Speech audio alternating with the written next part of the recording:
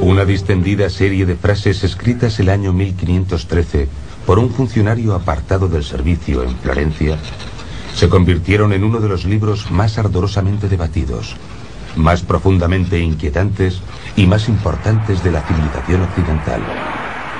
Unos lo consideran una guía para tiranos y dictadores.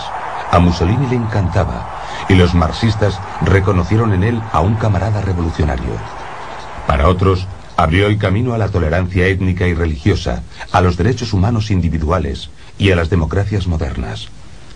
Sin embargo, ha provocado, justa o injustamente, que el nombre de Maquiavelo haya sobrevivido a través de los siglos, como sinónimo del mal.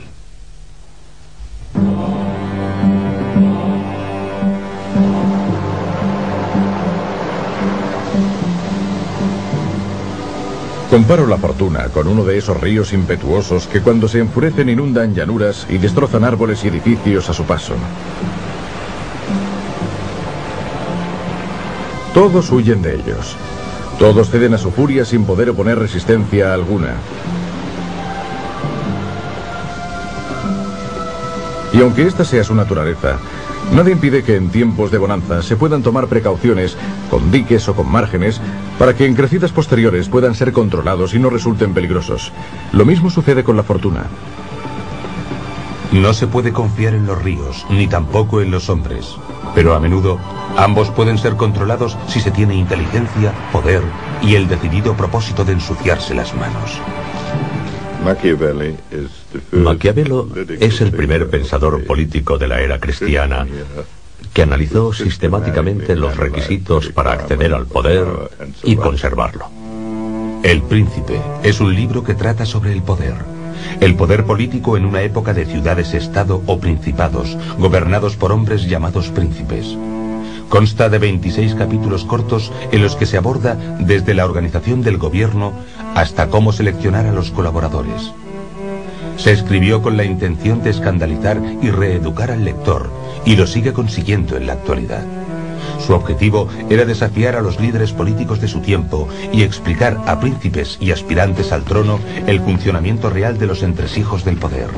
Sugiere al príncipe que antes de nada debe saber luchar, debe aprender a ser despiadado y cruel, a mentir y a faltar a su palabra, y a estar preparado para violar los principios religiosos y morales cuando le convenga. Pero también expresa la necesidad de parecer compasivo, moral y devoto. Se dice que Maquiavelo inventó la política moderna, y realmente, cuando leemos El Príncipe, vemos los titulares de los periódicos actuales.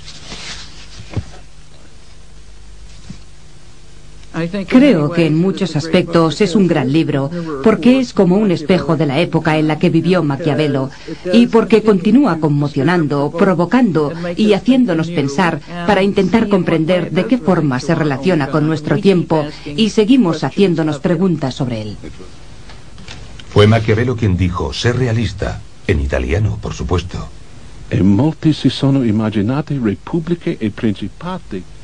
Muchos han imaginado repúblicas y principados que nadie ha visto jamás. Hay tanta distancia entre cómo se vive y cómo se debería vivir, que quien sustituye lo que se hace por lo que se debería hacer, se encuentra en el camino de la autodestrucción. El enfoque de la realidad por parte de Maquiavelo concuerda con su tiempo. Copérnico estudia los cielos y Leonardo disecciona cadáveres. Ambos intentan comprender de qué forma hizo Dios la materia, no a partir de la teoría, sino a través de la observación directa.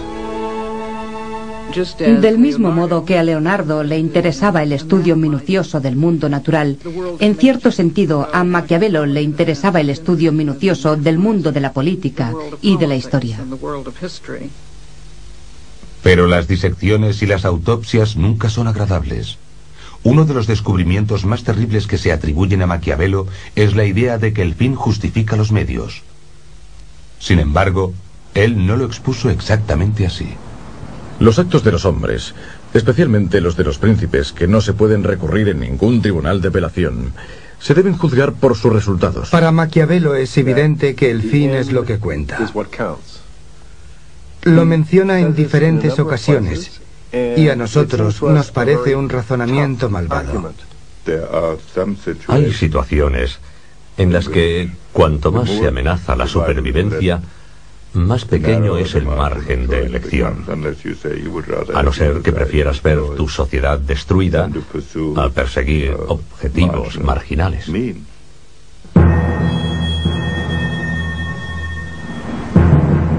¿Qué haría para evitar que le ocurriera esto a su pueblo? ¿Qué dejaría de hacer? ¿Sería capaz de mentir? ¿Violaría tratados? ¿Asesinaría a gente? ¿Dónde trazaría la línea? ¿En cualquier lugar? Por otro lado, si estuviera ganando una guerra y el enemigo se encontrara completamente derrotado, ¿hasta qué punto intentaría minimizar el número de bajas de sus hombres? Maquiavelo estaba familiarizado con las ambigüedades morales del poder. Una ciudad del tamaño de Atlanta, Georgia. Era realista. Maquiavelo perseguía lo que algunos eruditos han llamado realismo moral. En primer lugar, intentaba crear algo que no existía hasta ese momento, la nación-estado, en este caso, Italia. Es preciso que nos preguntemos si estamos realmente en una situación desesperada, si nos encontramos realmente ante necesidades tan apremiantes como las que describe Maquiavelo. Creo que en muchas ocasiones se considera que es así y en cambio no lo es.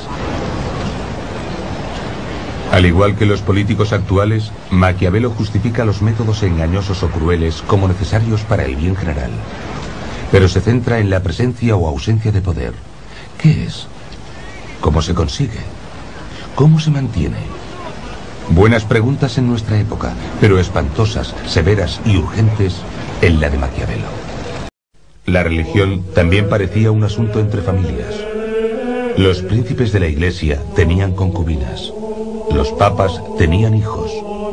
Lucrecia y César Borgia, hermanos y amantes, también gozaban de riqueza y poder gracias a su señor, el Papa Alejandro VI, quien dio un significado completamente nuevo al término padrino. Italia era un caos de ciudades-estado. Los papas y otros príncipes cambiaban constantemente de alianzas. Asesinatos en la catedral y orgías en el Vaticano eran los escombros de un orden medieval en decadencia. Este es el mundo en el que vivió Nicolás Maquiavelo. La separación entre Iglesia y Estado se convirtió en uno de los temas principales de su obra.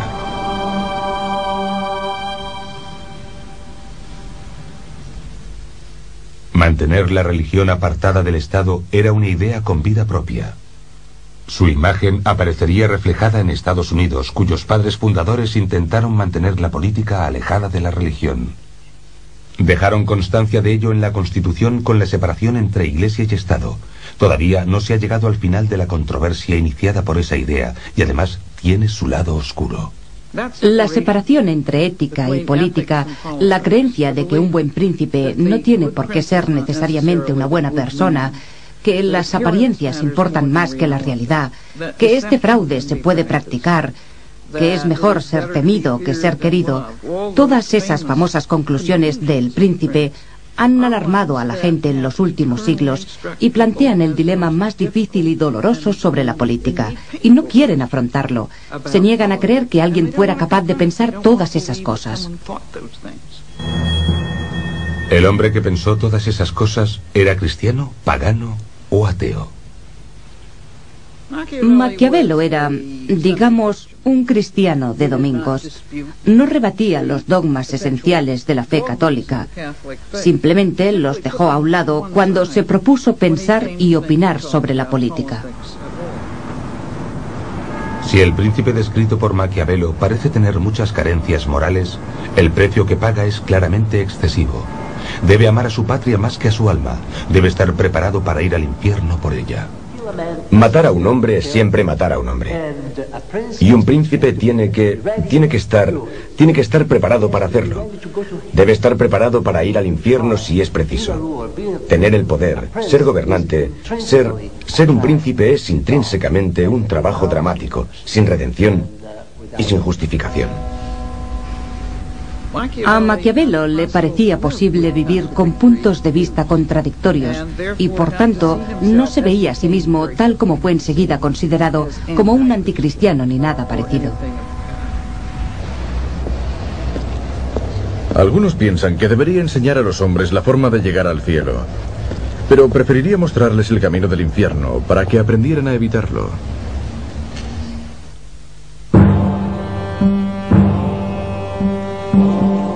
Los Médicis fueron expulsados en 1494, cuando Carlos VIII de Francia tomó Florencia sin oposición mientras avanzaba para conquistar nuevos territorios.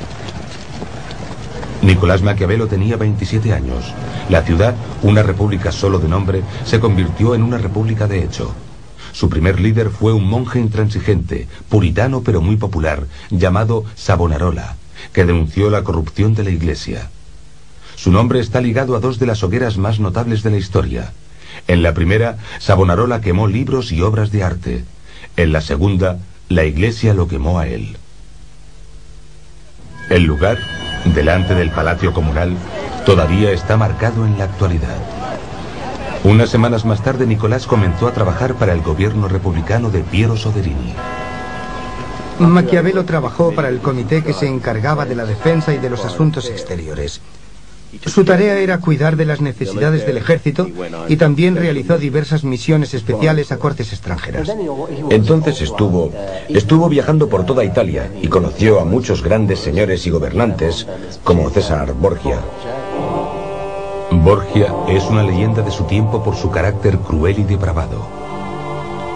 En una ocasión invitó a sus enemigos para negociar la paz y los mató a todos.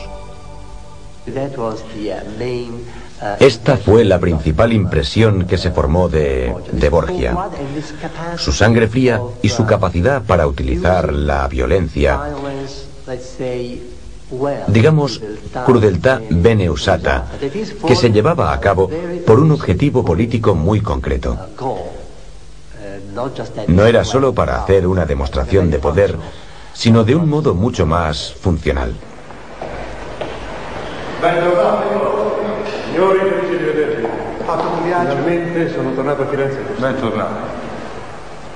Cuando vuelve de dichas misiones, un grupo de consejeros atentos e impacientes le abruman con una montaña de detalles sobre problemas internos.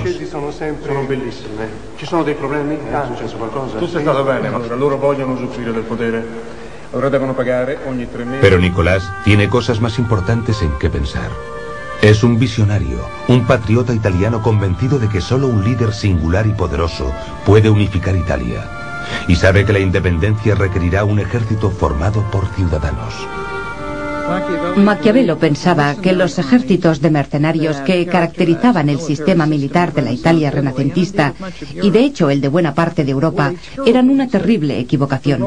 Los romanos habían tenido milicias civiles y cada estado debía utilizar a sus propios ciudadanos. Solo de esta manera se podía conseguir que los civiles expresaran su compromiso y su genio en defensa de su Estado. Y eso daría muy buenos resultados por lo que respecta a las leyes internas, a las instituciones y también al carácter peculiar de la nación en su conjunto. Maquiavelo vende la idea y en una guerra contra sus vecinos de Pisa, sus soldados civiles se comportan de una forma aceptable. Pero en 1512 se enfrentan a las tropas españolas, mucho más preparadas, en una ciudad llamada Prato. Los mercenarios españoles provocan el pánico en las filas de los milicianos de Maquiavelo y a continuación se desencadena una matanza. Como consecuencia de la derrota, los Médicis volvieron para acabar con la República de Soderini y con la carrera política de Maquiavelo.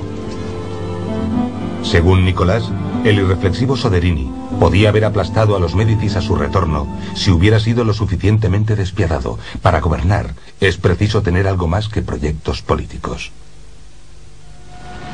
Con el fin de mantener el poder, un príncipe se ve a menudo obligado a actuar en contra de la buena fe, la caridad, el buen sentido o la religión. Si es posible, no debe desviarse de lo que es correcto, pero si es necesario, debe hacer el mal. El concepto de necesidad, que podía justificar un comportamiento que no era precisamente virtuoso o moral, había sido aceptado, sin embargo, por casi todos los pensadores antiguos. Los críticos de Lincoln en su época pensaban que era un dictador, pensaban que era un tirano, pensaban que no era un demócrata, pensaban que, a pesar de su encanto de hombre rústico y pueblerino, era un egocéntrico que gobernaba en la mayoría de las ocasiones de manera anticonstitucional. En el caso, por ejemplo, de la suspensión del habeas corpus, probablemente fue así. Y este es quizás un magnífico ejemplo del liderazgo de una democracia según Maquiavelo. También hay física en la política. Y tarde o temprano, cada líder descubre por sí mismo las leyes de la relatividad y la incertidumbre, también conocidas como la ley de las consecuencias involuntarias. Si se considera todo como es debido, se encontrará alguna cosa que parecerá virtud, pero que si se sigue traerá consigo la ruina. Y alguna otra que parecerá vicio, pero que si se sigue, procurará seguridad y bienestar.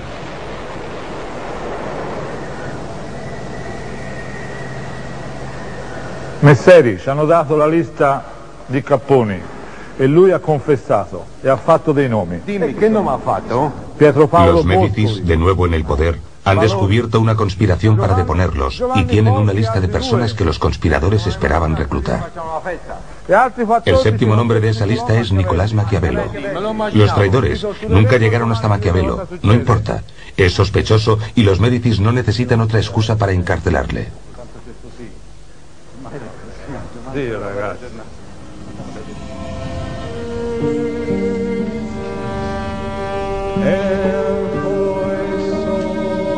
Es una plegaria que cantan los sacerdotes, dedicada a los que van a morir. Este canto es para los artífices de la lista.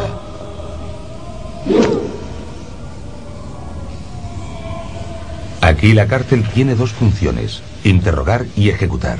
El interrogatorio significa tortura, es legal y muy ingenioso.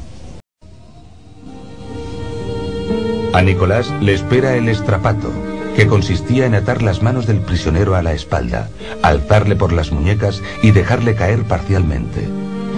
Si se le dejaba caer demasiado, se saldrían los hombros de las articulaciones. Obviamente la caída de Nicolás no es tan dura, pero es tortura al fin y al cabo, y aprende a hacer buen uso del dolor. La bondad del amor es algo que el hombre olvida cuando puede sacar un beneficio de ello. Pero el miedo se fortalece con el temor al castigo, que jamás te abandona. La experiencia de los meses anteriores no ha llevado a Nicolás a ver la vida con más romanticismo, pero ha sido muy instructiva. En la primavera de 1513, Juan de Médicis se convierte en el Papa León X. Hay una amnistía general y Maquiavelo es liberado, pero con restricciones. Se le prohíbe abandonar la región de Florencia. Es expulsado del palacio comunal y apartado de la política. Se traslada a una propiedad familiar situada a unos pocos kilómetros de la ciudad. Allí es libre para sumergirse en su propio infierno. Es un adicto privado de su sustancia vital. Solo alguien que haya estado allí puede conocer el dolor. Gary Hart era el presunto príncipe del Partido Demócrata antes de que la fortuna y su indiscreción lo apartaran. En muchos sentidos, es un infierno poseer un talento que no puedes utilizar. Este era el infierno de Maquiavelo, y muy profundo, porque era consciente de su gran inteligencia y sabía que era un visionario. Creo que debió de ser terriblemente duro para él, como lo sería, por ejemplo, para un político de nuestros días que tuviera talento. Y aquí está el elemento crucial: una dependencia monolítica de su adicción a la participación. Hablando solo a título personal, he intentado desesperadamente y con cierto éxito no ser demasiado dependiente de la política o de la adrenalina de la participación para poder vivir sin ella.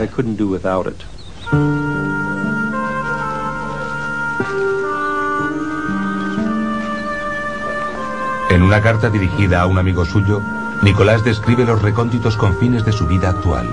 Supervisa el trabajo en su propiedad y mata el tiempo con los lugareños en la posada.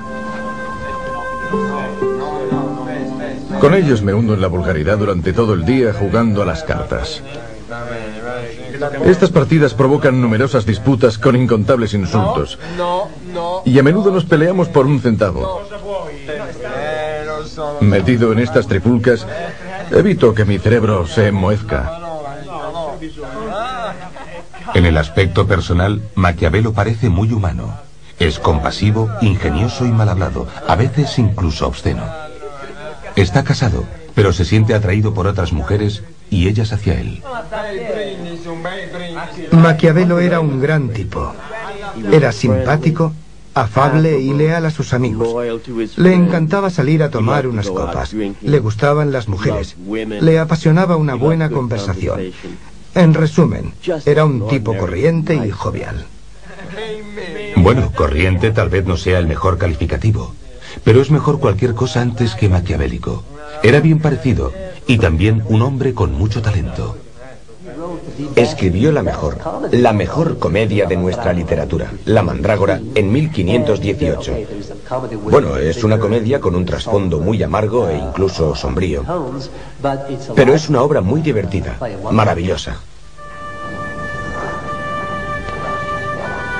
Al atardecer, regreso a mi casa y voy a mi estudio. Antes de entrar, me quito la ropa cubierta de barro y polvo y me pongo prendas finas y elegantes. Vestido apropiadamente, entro en las antiguas cortes de los antiguos hombres, donde, recibido por ellos con afecto, me alimento con ese manjar que me pertenece y por el que vine al mundo.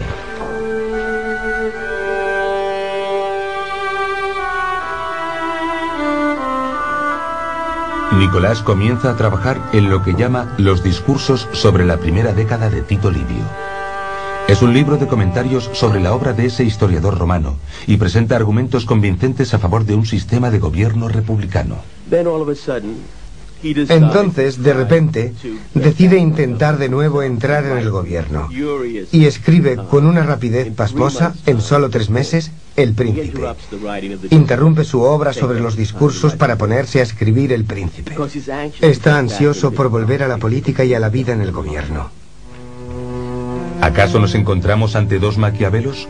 Uno escribe un libro sobre el sistema de gobierno republicano y el otro, casi simultáneamente, un manual de consejos para los tiranos. Yo veo El Príncipe de Maquiavelo como una obra sobre el arte de gobernar y los discursos sobre cómo conseguir los objetivos deseables en las declaraciones públicas. No considero que ambas obras sean incompatibles. La política era una obsesión para él, y si hubiera podido hacer el mundo como hubiera querido, habría preferido una república. Pero podía vivir en un régimen republicano o en un principado, y su opinión era que hay que partir de donde te encuentras y juzgar cualquier forma de gobierno por sus resultados, no solo por sus métodos. Todos los estados, todos los dominios que han tenido y tienen soberanía sobre los hombres, han sido y son repúblicas o principados. Los principados son... Así comienza el trabajo de aplicación práctica más famoso de la historia. Une la pasión de Nicolás por una Italia unida con la realidad del gobierno de los Médicis. Exhorta a los Médicis reinantes a que desempeñen un nuevo papel como fundadores de la nación.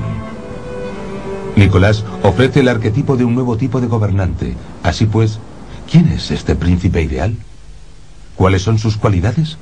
A grandes rasgos, debe combinar un carácter fuerte con inteligencia, coraje, habilidad y suerte, lo que los astronautas llaman el material necesario, además de tener un toque de crueldad.